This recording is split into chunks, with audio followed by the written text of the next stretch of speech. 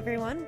Thank you for joining us today. My name is Rebecca McCabe. I am the recurring host of the ERP Minute. I am here with Shawn Windle, ERP Advisors Group's founder and managing principal, to talk a little bit about the market right now and see really where people can go with ERP during these uncertain economic times. So thank you for joining us today, Shawn. Sure, you're welcome. Always a pleasure. Of course.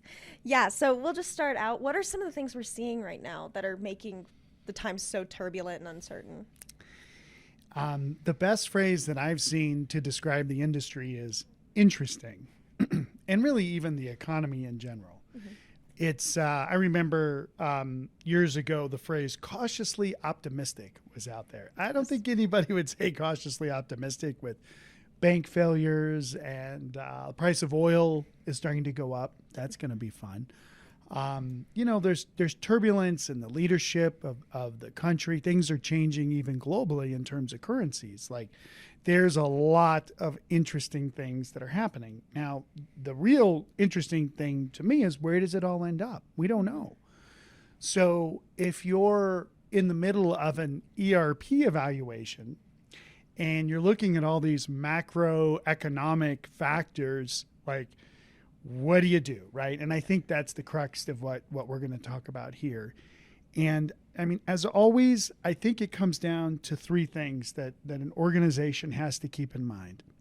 The first thing is, look, if you don't really gotta do it, don't do it. Those are my phrases, gotta. I love that word, gotta. I want it to stick. Don't do this unless you gotta do it, for real. Definitely. This isn't a time to make a sort of an opportunistic investment. You know, cash is king right now. Hopefully it's at the right banks. Yeah. But we have a client that we're helping them through a global financial selection, and their bank was Silicon Valley Bank. So it's happening to people where their cash is literally like, what's going on? Fortunately, they were okay. So you don't want to go through this unless you actually have to do this. That's the first thing in terms of an ERP selection and even a switch.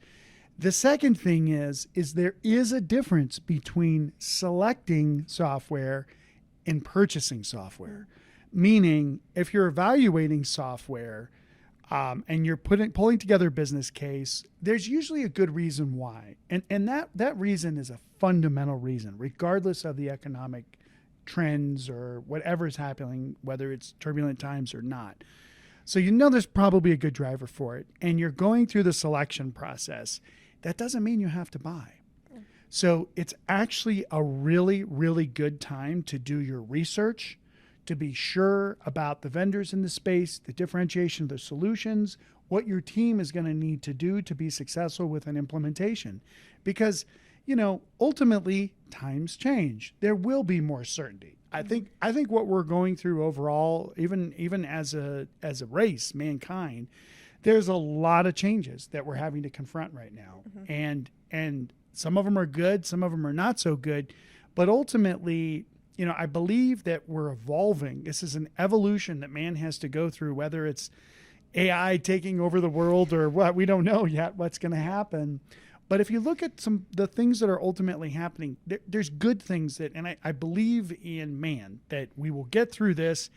And look at what happened before COVID, right? It was a very prosperous time, even after COVID. Mm-hmm. And those companies, those organizations that invested and did their homework beforehand so that they could on a dime be ready to implement were the ones that really benefited when the times got good. So I do think that's the second thing is do your homework now, right?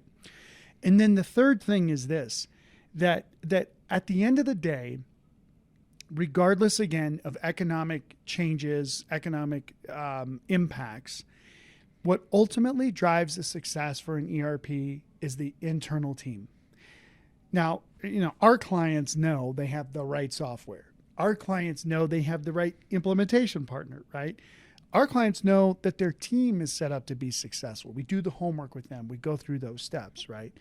But regardless, again, of economic times, if you have the right team and they have the availability now, maybe demand is flattening out a little bit because the last several years have been through the roof, crazy, right? Maybe now the demand's going down. We have great people. Let's take their time to do the implementation now, right? If we've done the homework, do the implementation. So those are 3 things that I would definitely offer. Yeah, for sure. And I know, being industry experts, we know that needs analysis, selection, those things take so much time. And lots of these businesses aren't necessarily looking at that. They're not thinking, they're going to think that they're going to go in and they know what software they want and that's what they're going to select. Whereas we see all the time that we have clients come in here who are set on something, and then once we get into it, they're not anymore. They realize that there's a better solution out there. And so that can definitely stall a project if people think they're just going to go in and get it done. Exactly. You kind of started to touch on this, but what are some reasons that businesses are so unwilling to invest in these things right now, when they know, we obviously know that these are great trends, like it's going to take time, they need to be doing these things, but why are business leaders so hesitant? Great question. And I think there's fundamentals, and it comes down to cash. So in an uncertain time, do you want to tie up your capital on an opportunistic project, or do you hold on to it in case something happens, right? And when you don't know what the something is, it's very easy to have more of a defensive position. We even see this with some of our private equity firms that we're working with right now, where they're telling their portfolio companies, conserve cash, hold on to your cash. Again, hoping that the bank you choose is. Anyway, I don't know. I mean, in our business right now, we are investing heavily in people. You know, we're doing things for our existing staff. You're welcome.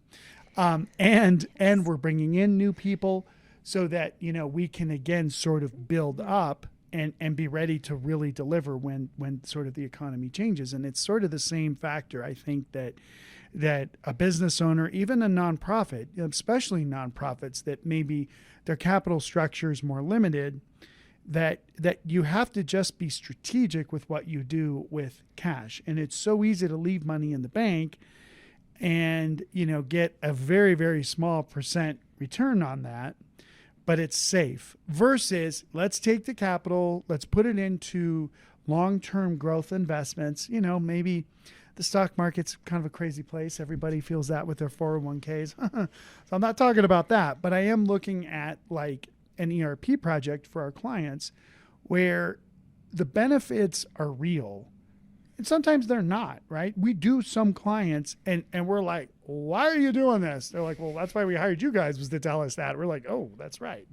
No, but really you look at the model and it doesn't make any sense. And I'm not talking about some super complex worksheet workbook that kind of generates an IRR with, you know, what the ROI is going to be over a 10-year period. I'm not talking about that. I'm talking about fundamentals. So if I were, like, I'm thinking of a client right now that's it's a pretty big distributor in the building supply industry. And remember, what has the building supply industry seen over the last 3 years, right? Not only has the demand gone through the roof, but actually the margins have gone through the roof. And so that's why we have several clients right now that are in that industry that are saying, hey, we actually have the capital that we can invest in strategic projects. You know, when you're in building supply, when you're in other some food distributors, usually those margins are super razor thin, so they might not have the capital, and that's why they're on old technology. But as they're looking into the future and sort of realizing, our industry is being Uberized by new technology, and if we don't become the Uber and we're the follower, we might get left behind.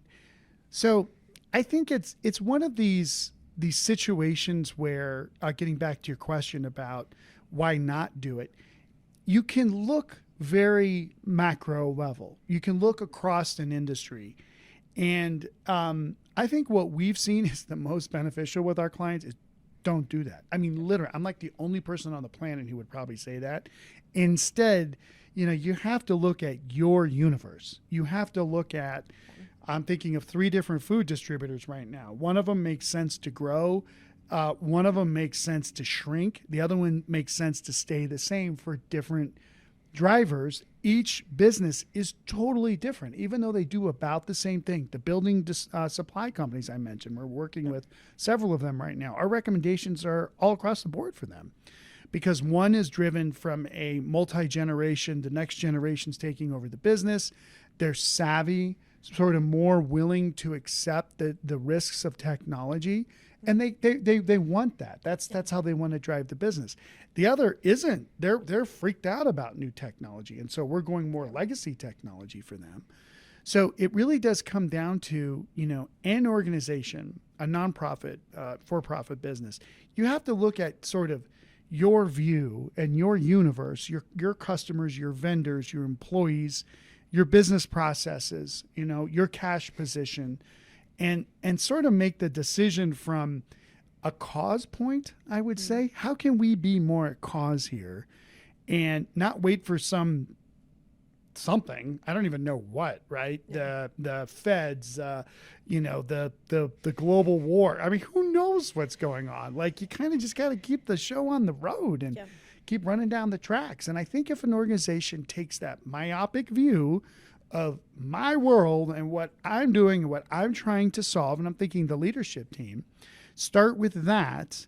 There's great deals to be made in enterprise software right now. I mean, you're covering, these guys are still making a lot of money. They are. Right? Yeah. And they're investing in a lot of their kind of community things and everything else. But there's a lot of margin that these software vendors make. And so there's a lot of room they can give us to make a good deal, especially if they like the myopic view that the organization has. Like I'm thinking of a field services company we're working with right now. It's going to revolutionize their business. We got some great discounts on that because the software vendors want to be a part of that change also.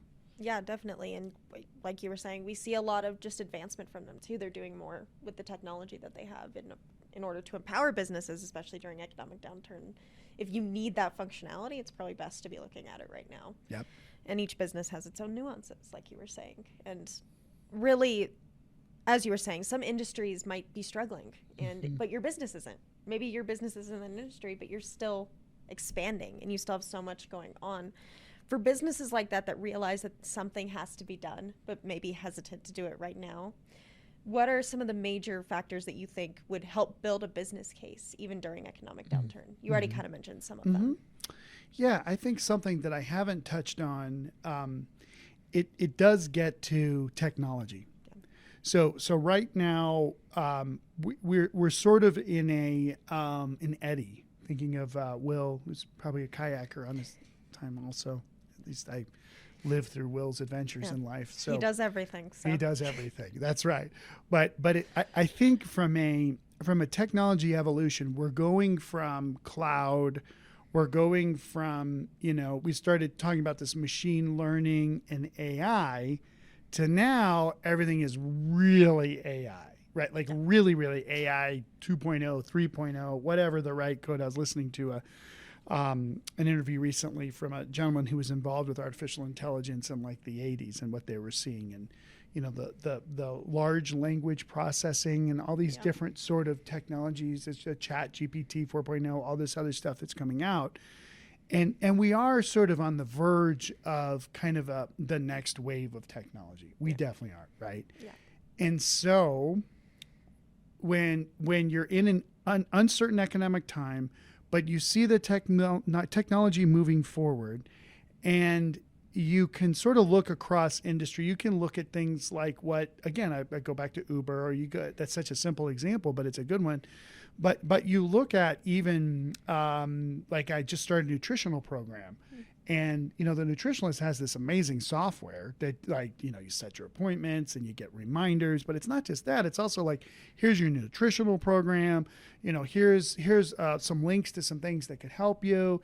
And you're like, this whole experience with her patients is totally different because of this platform. That's just a tiny example, much less the large organizations that are building these next generation apps and things that are going on for field services and others. That if you don't have certain, like a platform in place, then when the next trend comes, you are going to miss out. Yeah, you're going to be left behind. You're going to be left behind. And there's a lot of businesses out there, a lot of organizations out there that are still working from, an AS400 IBM mid-range framework because it works for their business. But when you start talking to some of the employees that are a little bit more forward-looking, right? Or they're a little bit more, I don't know, they're talking to their kids and they hear how their kids are just, interacting with their schools online even, right? Or their sports teams online. And somebody says, well, if you're doing this with the sports team or whatever, we should be able to do that for the business, and then that person says, so why aren't we doing all this stuff, right? And we can't, we just can't. So what I'm trying to get to is, in an uncertain time, it's a great time to catch up with where the technology's at, bottom line. Yeah. And maybe you're ahead and don't change. I wouldn't. I mean, if I was fully up to speed, like right now for my firm, for ERP advisors, we're making no technology changes. Actually, we're making some improvements on our data migration side, right? Really getting the security super, super, super strong. It's been great, but we're getting it to the next level because we're preparing to deliver. Yeah. And I think that's what this all comes down to, is in an emergency situation like this economy is you have to prepare to deliver. Because when we come out of this, and we will, there's still a lot of money in the economy. I mean, we pumped a lot of money in 2020. Maybe that's what's led to inflation. I don't know. At least it kept things afloat, though. That's for sure. It helped us. Did the PPP loans for a lot of our clients, that really helped to keep them going. But there's a lot of money out there. And if you can use that for getting kind of up to par, now is the time to do it. Because the other thing that's happening is, coming out of 2020, that all of the software vendors, all of the implementation partners were extremely busy. It was like subcontractors in construction. Like, good luck trying to get that, new addition to your house, right? Like, it takes forever. Same thing with the implementation partners and the software vendors. Now that things are slowing down a little bit, not just are they slowing down a little bit, but as we're also seeing, the software vendors are letting go of some people. We won't name any names, but their cost structures, they're fixing, they're correcting their cost structures so that their margins are going back up.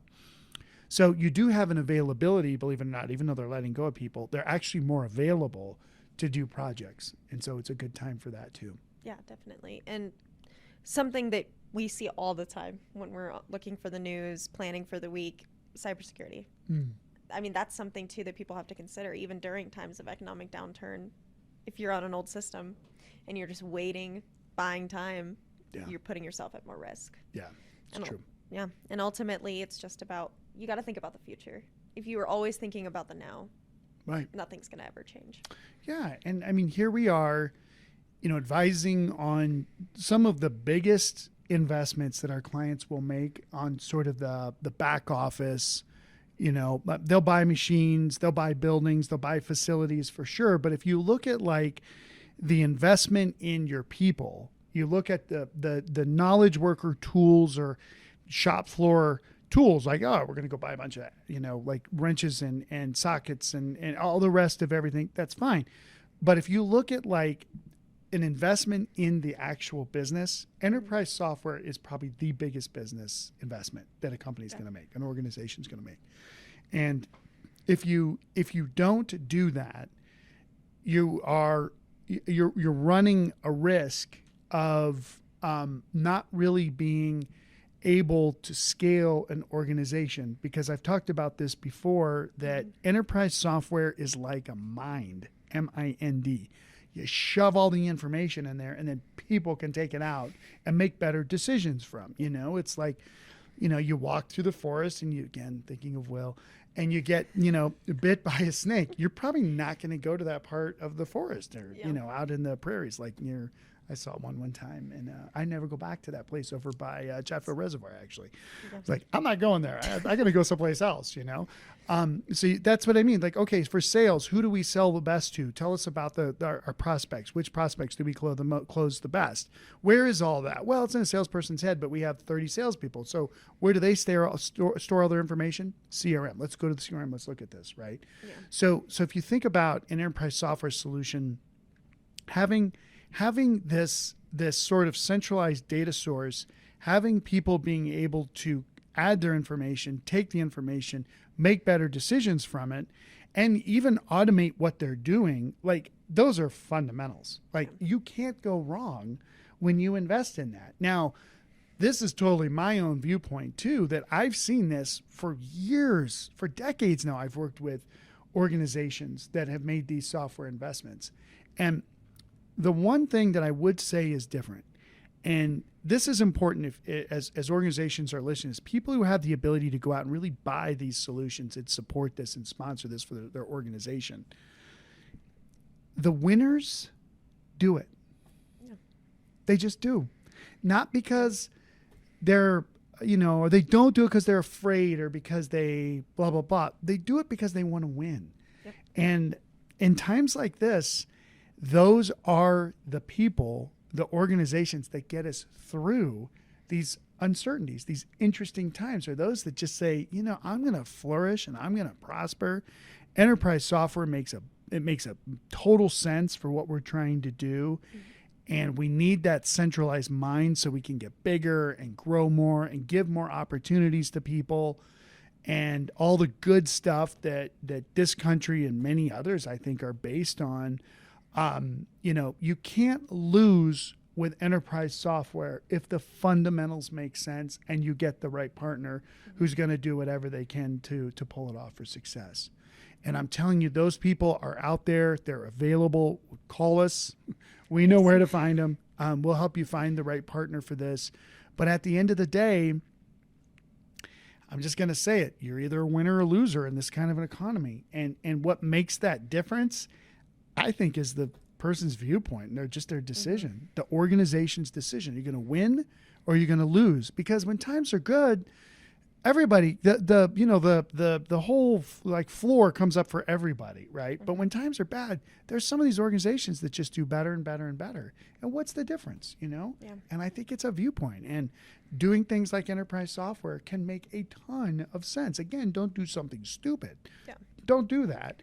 But if you're looking across growth, you're looking across geographic expansion, more people, more products, more services, and you want to automate basic like procure to pay, order to cash.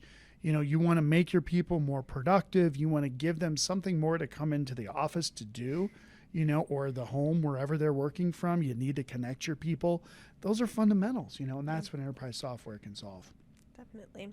Well, thank you so much, Shawn. I think that's a great place to leave off at. I hope lots of you got something out of this. If you're still struggling, have questions, please do not hesitate to reach out. You can contact us at erpadvisorsgroup.com. There will be a contact us button right at the top. And thank you for joining us again, Shawn, and I hope everyone has a great day. Thank you.